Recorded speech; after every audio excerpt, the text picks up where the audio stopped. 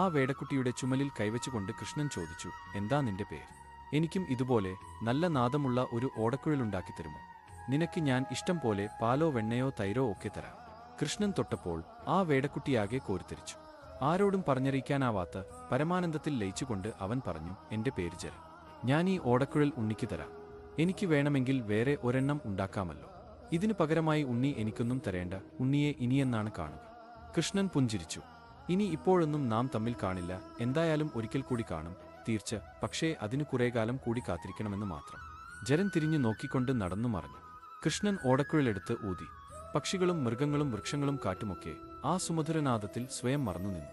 ആ നാദം വൃന്ദാവനത്തിലേക്കും ഒഴുകിയെത്തി. എല്ലാവരും അവരവരുടെ പണി നിർത്തിവെച്ച് ആ നാദത്തിൽ മുഴുകി. ലോകം നിശ്ചലമായതറിഞ്ഞ് കൃഷ്ണൻ ചുണ്ടിൽ നിന്നും ഓടക്കുഴലെടുത്തു. എല്ലാം പിന്നെ സാധാരണ പോലെയായി. ബലരാമൻ ചോദിച്ചു, കൃഷ്ണ, ഒരിക്കൽ കൂടി കാണുമെന്ന് ആ